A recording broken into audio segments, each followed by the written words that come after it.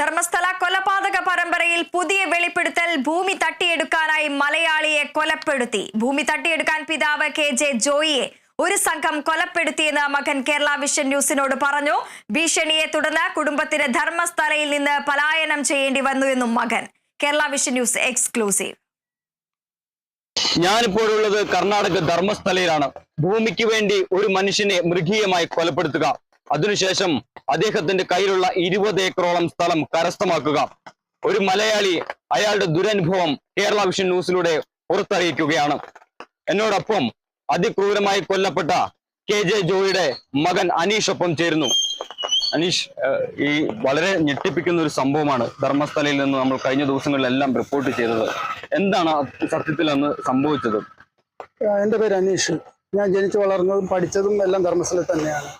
എൻ്റെ വല്യപ്പനൊക്കെയായിട്ടൊരു 50 വർഷത്തിന് മുമ്പ് ധർമ്മസ്ഥലത്ത് കുടിയേറി പാർത്ത ആൾക്കാരാണ്. സ്ഥലം ഒരു 50 ഏക്കറിന്റെ മുകളിൽ സ്ഥലം ഉണ്ടായിരുന്നു. ആ സ്ഥലത്തിന്റെ മുകളിലാണ് ഈ ധർമ്മസ്ഥലത്തിന്റെ വീരേന്ദ്രയുടെ എന്ന് പറഞ്ഞ ആൾക്ക് അതിൽ കണ്ണു വീഴുന്നത്. ഞങ്ങളുടെ സ്ഥലത്തിന്റെ മുകളിൽ സ്ഥലം വേണം എന്നും പറഞ്ഞ് ടോർച്ചർ ചെയ്യാൻ തുടങ്ങി. ലാസ്റ്റാണ് ഞങ്ങളുടെ അതേ സ്ഥലത്ത് ഒരു കന്നാലി ഒരു പശു ഇടിവെട്ടിച്ചാകുന്നു. ആ പശുവിനെ എൻ്റെ വല്യപ്പൻ കൊന്നതെന്നും പറഞ്ഞ് എൻ്റെ വല്യപ്പനെ ധർമ്മസ്ഥലത്തിൽ അന്ന് സ്റ്റേഷനില്ല, അവിടെ ധർമ്മസ്ഥലത്ത് വീട് എന്ന് പറഞ്ഞൊരു സ്ഥലമുണ്ട്. അവിടെ കൊണ്ടുപോയിട്ട് എൻ്റെ വല്യപ്പനെ രാത്രി നേരം വെളുക്കുന്നതിനും വരെ അവിടെ കൊണ്ടുപോയിട്ട് അടിക്കുകയും ഉപദ്രവിക്കുകയും ചെയ്തിട്ടാണ്. എന്നിട്ടും ഉപദ്രവിച്ചിട്ടും ഇവർ പശുവിന്റെ കാര്യമൊന്നും പറയുന്നില്ല. ഇവർ പറയുന്നത് സ്ഥലം ഞങ്ങൾക്ക് താ. അന്നേരം എൻ്റെ വല്യപ്പൻ പറഞ്ഞു, നിങ്ങൾ എന്നെ കൊന്നാലും സ്ഥലം ഞാൻ തരികയില്ല. ഇവര് ടോർച്ചർ ചെയ്ത് ലാസ്റ്റ് എൻ്റെ പപ്പായ്ക്ക് കല്ലേരിയിൽ ധർമ്മസ്ഥലത്ത് കല്ലേരി എന്ന് പറഞ്ഞ സ്ഥലത്ത് ഹോട്ടലുണ്ടായിരുന്ന സമയത്ത് ഹോട്ടല് ഗോലി സോഡ എന്ന് പറഞ്ഞ സോഡ ഫാക്ടറി ഒക്കെ ഉണ്ടായിരുന്നു. ആ സമയത്താണ് അവിടെ ഒരു സുഭാഷ് എന്നും പറഞ്ഞ് ഒരാൾ, ഈ ധർമ്മസ്ഥലത്തിന്റെ മൊത്തം ലാൻഡ് ലിങ്ക്സും കാര്യങ്ങളെല്ലാം നടത്തുന്ന ആളാണ് ഈ സുഭാഷ്. ഈ സുഭാഷ് അവിടെ വരുന്നു, എൻ്റെ പപ്പയുടെ അടുത്ത് വരുന്നു, നിങ്ങളുടെ സ്ഥലം വിൽക്കുന്നോ എന്ന് ചോദിക്കുന്നു. അങ്ങനെയാണ് എൻ്റെ പപ്പ വീട്ടിൽ വന്നിട്ട് എൻ്റെ വല്യപ്പൻ്റെ അടുത്തും എൻ്റെ പപ്പയുടെ ചേട്ടനന്യന്മാരുടെ അടുത്തെല്ലാം സംസാരിച്ച്, അപ്പൊ എന്നാ പിന്നെ ഏതൊക്കെയാലും ഇവരുടെ ടോർച്ചറാ സംഭവം, എന്നാ പിന്നെ കൊടുത്തേക്കാന്ന് എല്ലാം തീരുമാനിച്ച് 21 ലക്ഷത്തിന് കച്ചവടം പറയുന്നു. ലാസ്റ്റ് അവർ ആ 21 ലക്ഷം എന്നുള്ളത് അത് പിന്നെയും വെട്ടി കുറച്ച് 18 ലക്ഷമാക്കി. ഈ സ്ഥലത്തിന്റെ ഡോക്യുമെന്റ്സ് കാര്യങ്ങൾ 20 വർഷമായത്തേനും മൊത്തത്തിൽ എല്ലാവരുടെയും പേരിലായി. 4 പേരുടെ പേരിൽ ഈ സ്ഥലത്തിന്റെ ഡോക്യുമെന്റ്സ് എല്ലാം കൃത്യമായിട്ട് ആയി മാറി. പപ്പയുടെ ചേട്ടനന്യന്മാരുടെ എൻ്റെ വല്യമ്മയുടെയും പേരിൽ. അന്നേരം പിന്നെയും വിളി വന്നു, ഈ സുഭാഷ് എന്ന് പറഞ്ഞ ആള്, സ്ഥലം മൊത്തം നിങ്ങളുടെ പേരിലായിട്ടുണ്ട്, ബാക്കി കിടന്ന സ്ഥലം അതും വന്ന് എഴുതി തരണം. അതായത് നിങ്ങൾ ഈ 18 ലക്ഷത്തിന് കൊടുത്തൊഴിവാക്കേണ്ടി വന്നു. ബാക്കി സ്ഥലം, അതായത് 50 ഏക്കറിന്റെ സ്ഥലത്തിന്റെ ബാക്കി സ്ഥലത്തിന്റെ കാര്യം എന്തായിരുന്നു? ബാക്കി സ്ഥലത്തിന് അത് തന്നെയാണ് 20 വർഷമായത്തേനും അത് ഓട്ടോമാറ്റിക്കലി ഡോക്യുമെന്റ്സ് ആയി.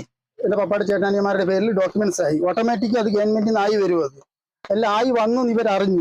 ഇവരറിഞ്ഞു കഴിഞ്ഞപ്പം പറഞ്ഞു അത് ആ സ്ഥലം വന്ന് എഴുതി തരണം.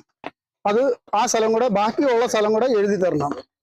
അപ്പം എന്തൊക്കെയോ എൻ്റെ പപ്പ പറഞ്ഞില്ല, അത് പറ്റിയല്ല, അത് നന്നാവും, നമ്മൾ എഴുതി തരികയല്ല അതും പറഞ്ഞു. അത് ഫോണിൽ കൂടെയാണ് ഈ സുഭാഷ് കോൺടാക്ട് ചെയ്യുന്നത് എൻ്റെ പപ്പയെ. പപ്പ ഇല്ല, പറ്റിയാലൊന്നും സ്ഥലം ഏതൊക്കെയാലും ഇവർ തരികയല്ല. എന്നാൽ പിന്നെ ഡോക്യുമെന്റ്സും പേപ്പറുകളും കാര്യങ്ങളെല്ലാം നമ്മുടെ കയ്യിലുള്ള, അപ്പോൾ ആ സ്ഥലത്തിന് ലോൺ എടുത്തേക്കാന്നും പറഞ്ഞ് ഇതേ ധർമ്മസ്ഥലത്തിന് അടുത്തുള്ള ഒരു ബാങ്കിൽ പോയി ലോണിന് സംസാരിക്കുന്നു. ഈ ലോണിൽ സംസാരിക്കുമ്പോൾ അതേ ബാങ്കിൽ ഉണ്ടായിരുന്ന സ്റ്റാഫ് അതേ ധർമ്മസ്ഥലത്തുള്ള ആൾക്കാരാണ്. അവരാണ് ഡയറക്റ്റ് ഇൻഫർമേഷൻ കൊടുക്കുന്നത് ഇതേ സുഭാഷിന് തന്നെ. അവസാനം ഈ 2018 എന്താണ് സത്യത്തിൽ കുടുംബത്തിന് സംഭവിച്ചത്? അതിനുശേഷം നിങ്ങൾ നേരിടേണ്ടി വന്ന ദുരന്തം എന്തൊക്കെയാണ്? ഈ സുഭാഷ് പിന്നെ കോൺടാക്ട് ചെയ്യുന്നു, അത് ലോണിന് വേണ്ടിയിട്ട് പോകുന്നു. ലോണിന് ചെന്ന് കഴിഞ്ഞപ്പോഴാണ് അവിടുന്നാണ് പിന്നെയാണ് ഈ കഥ മൊത്തം മറിയുന്നത്. അവിടുന്ന് ലോണിന്റെ കാര്യം സംസാരിച്ചു എന്ന് ഇവരറിയുന്നു, ഈ സുഭാഷ് അറിയുന്നു. അപ്പം പിന്നെ വിളി വരുന്നു, എൻ്റെ പപ്പയ്ക്ക് മര്യാദയ്ക്ക് ഒന്ന് എഴുതി തന്നോണം, നിങ്ങൾ ലോൺ എടുക്കാൻ പോയി ഞാൻ അറിഞ്ഞു, മര്യാദയ്ക്ക് ഒന്ന് എഴുതി തരണം, ഇല്ലെങ്കിൽ വിടുകയില്ല. വിടുകയില്ലാന്ന് തന്നെ ഒരു വാശി വന്നു അവർക്ക്. അപ്പം ഈ കാര്യം എൻ്റെ പപ്പ എൻ്റെ അടുത്ത് പറയുകയും ചെയ്തിട്ടുണ്ട്, ഇങ്ങനെ സുഭാഷ് എന്ന് പറഞ്ഞ ആള് വിളിക്കുന്നുണ്ട് ടോർച്ചർ ചെയ്യുന്നുണ്ട്. അത് കഴിഞ്ഞിട്ടാണ് എൻ്റെ പപ്പ മുൻകൂർ എന്ന് പറഞ്ഞ സ്ഥലത്ത് ആയുർവേദ ചികിത്സയായിട്ട് പോകുന്നത്. അത് ഒരു തളർവാദ രോഗിക്ക് മരുന്ന് കൊടുക്കാൻ വേണ്ടി ഓയിൽ മസാജും കാര്യങ്ങളെല്ലാം ചെയ്യാൻ വേണ്ടിയിട്ട് പോയിട്ട് തിരിച്ചു വരുന്ന വഴിക്കാണ് ഒരു ടെമ്പോ, നീല പടുത കെട്ടിയ ഒരു ടെമ്പോ വന്ന് എൻ്റെ പപ്പയെ ഇടിക്കുന്നു. എൻ്റെ പപ്പ സ്പോട്ടിൽ മരിക്കുന്നു. അതേ സ്പോട്ടിൽ തന്നെ ഒരു പെൺകുട്ടി കണ്ടതാണ്. ഇത് ഏത് വണ്ടിയാണ് ഇടിച്ചതെന്ന് വരെ ആ പെൺകുട്ടി പറഞ്ഞതാണ്. ആ പെൺകുട്ടിയുടെ സ്റ്റേറ്റ്മെന്റും അതുപോലെ തന്നെ ബെളുവായി ജംഗ്ഷനിൽ CC ക്യാമറയ്ക്കകത്ത് എൻ്റെ പപ്പയുടെ ബൈക്ക് പാസ്സാകുന്നു, ചുമല കളറ് ഹോണ്ട ഷൈൻ ബൈക്ക്. പാസ്സാവുന്നു. അതിന്റെ പുറകെ ആ ടൈമിങ്സ് വെച്ച് നോക്കുമ്പോൾ ആ പുറകിൽ നീല പടുത കിട്ടിയ വണ്ടി വരുന്നു. ഇതെല്ലാം CC ക്യാമറയ്ക്കകത്ത് പതിഞ്ഞതാണ്. CC ക്യാമറയ്ക്കകത്ത് റെക്കോർഡ് ഉണ്ടായിരുന്നു. വരുന്നു.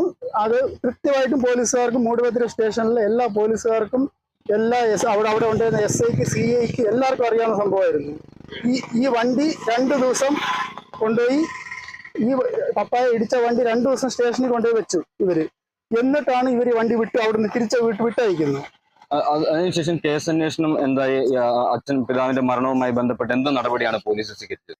പോലീസ് അവിടുന്ന് SI എൻ്റെ അടുത്ത് പറയുന്ന കാര്യമാണ്, ഇത് നിന്റെ പപ്പായ ഇടിച്ചത് കുറച്ച് സ്ട്രോങ് ആയിട്ടുള്ള ആളുടെ വണ്ടിയാണ്, അത് നമുക്കൊന്നും ചെയ്യാൻ പറ്റിയല്ല. ലാസ്റ്റ് എൻ്റെ അടുത്ത് SI എൻ്റെ അടുത്ത് ഒരു വാക്ക് പറയുന്നുണ്ട്, നീ ഈ മാറ്റർ ഇവിടെ തന്നെ വിട്ടേര്, ഇത് നമുക്കൊന്നും ചെയ്യാൻ പറ്റിയല്ല, നീ ഉദ്ദേശിക്കുന്നിടത്തൊന്നും ഈ കാര്യങ്ങൾ നിൽക്കുകയല്ല, ഇനി നീ ഇതുമായിട്ട് മുമ്പോട്ട് പോയാൽ നിന്റെ ജീവന് വരെ ഭീഷണിയുണ്ട്. ഇത് ഇത്ര എൻ്റെ അടുത്ത് നേരിട്ട് പറഞ്ഞ കാര്യമാണ്. എന്നിട്ടാണ് ഇവര് hit and run unknown vehicle എന്നും പറഞ്ഞ് കേസ് ഫയൽ ഇവർ ക്ലോസ് ചെയ്യും. വാർത്താ മാധ്യമങ്ങളിൽ വലിയ തോതിൽ ധർമ്മസ്ഥല കൊലപാതക പരമ്പര ചർച്ചയായതിനു പിന്നാലെയാണ് ഈ കുടുംബം ഇപ്പോൾ രംഗത്തെത്തിയിരിക്കുന്നത്. നിയമ നടപടികളുമായി ഇവർ മുന്നോട്ട് പോവുക തന്നെ ചെയ്യും. ഈ ഭൂമിയുമായി ബന്ധപ്പെട്ട എല്ലാ രേഖകളും ഇവരുടെ കയ്യിലുണ്ട്.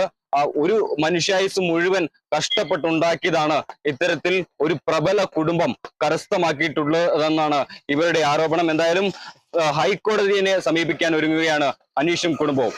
Joseph Augustine, Kerala vision news, Dharmasthala.